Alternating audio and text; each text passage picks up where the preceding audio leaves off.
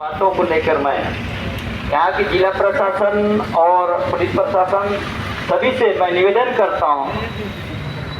जैसे किसी क्षेत्र में कोई उद्योग खदान चालू होता है तो स्थानीय लोगों को फायदा मिलना चाहिए, क्योंकि अगर दूसरे राज्य के लोग आते हैं कमा के पैसा कमा के चले जाते हैं, लेकिन वहाँ की जो समस्याएं खदान के बाद या उद्योग खत्म होने के बाद जो समस्या आती है उस समस्या से स्थानीय लोग जूझते हैं, उनकी नुकसान होती है।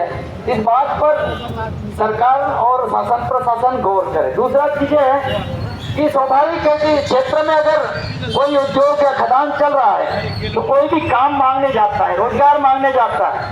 एक गंभीर सवाल आया वहाँ पे कि महिलाओं को तो बोला जाता है कि एक रात सोना पड़ेगा, हमारे साथ एक रात सोना पड़ेगा। अभी हाल ही में मणिपुर की जो घटनाएं हुई 4 मई को, वो इसी तरह से आदिवासी महिलाएं क्या सिर्फ इनके भोग विलासिता के लिए है? आदिवासी महिलाएं मात्र अधिकारियों के, पूंजीपतियों के, उद्योगपतियों के क्या भोग विलासिता की चीजें हैं? और इस चीज पर भी हम शासन प्रशासन को अवगत कराते हैं और शासन प्रशासन इसी पर किसी प्रकार की कार्रवाई नहीं करती, जांच नहीं करती। तो मैं तो स्पष्ट कहना चाह रहा हूं कि बस्तर के तमाम जो हमारा समाज है, जनता है, बस्तर के मूलवासी समाज है, उनसे कहना चाह रहा हूं कि अब दोबारा हम केस नहीं करेंगे। इस बात पर हम सरकार से कोई बात नहीं करेंगे। जिस भी अधिकारी ने कहा है सीधा घूस के मारेंगे, सीधा घूस के मारेंगे। हम कोई रिपोर्ट नहीं करेंगे किसी को पास। तब समझ में आएगा कि आदिवासियों को करते कि नहीं करते।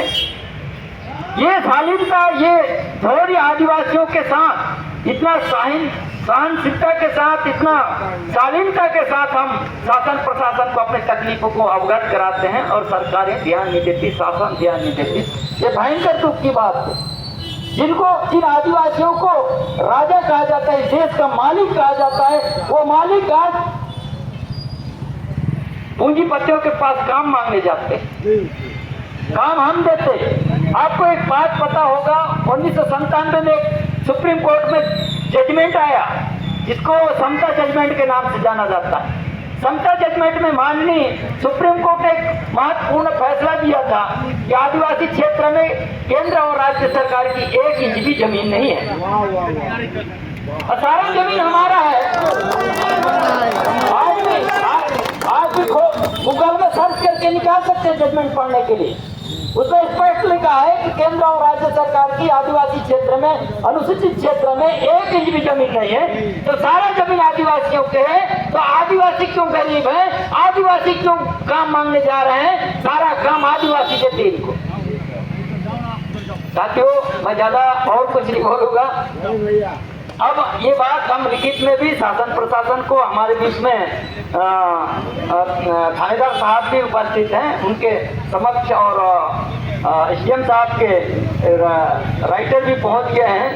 हम ज्ञापन सौंप रहे हैं और चंद हफ्तों का हम टाइम दे रहे हैं।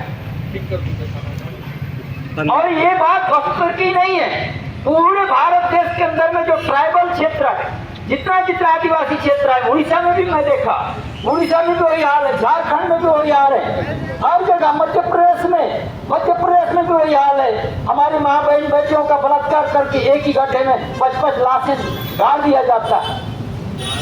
लेकिन यहाँ कितने लाश गड्ढे होंगे किसी को पता नहीं। यहाँ तो ये स्थिति है बस्तर में, किसी का बलात्कार कर दो, किसी बहन बेटी की, और नक्सलवाद के ड्रेस लगा के गोली मार दो। ये आम बात बन गया यहाँ तो बस्तर में।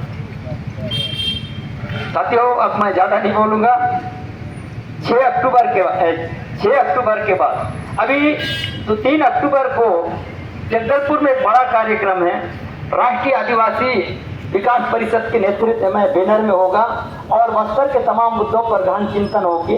इसीलिए मैं 6 तारीख को दिल्ली जाके फिर मैं 9-10 अक्टूबर के बाद मैं बस्तर में ही रहने वाला। तमाम जो आदिवासियों के साथ संवैधानिक अन्याय, शारीरिक अन्याय, उनके अधिकार पर हमला, मानवाधिकार पर हमला, सारे चीजों पर हम एक एक करके गांव में जाके इसका हम अध्ययन करके गवर्नमेंट को उसकी जानकारी सौंपेंगे और ये भी चाहेंगे कि आगामी चुनाव में ये कांग्रेस की सरकार हो, बीजेपी की सरकार हो, तमाम जो सरकारें हैं आदिवासियों के मानवाधिकार का उल्लंघन किए हैं और आदिवासियों के संवैधानिक अधिकारों का रक्षण करने में असफल हैं। इसका करारा जवाब देंगे हम लोग। बस इसी के साथ एक बार जोर से नारा लगाएंगे, वीर गुंडा दूर अमर रहे! वीर गुंडा दूर अमर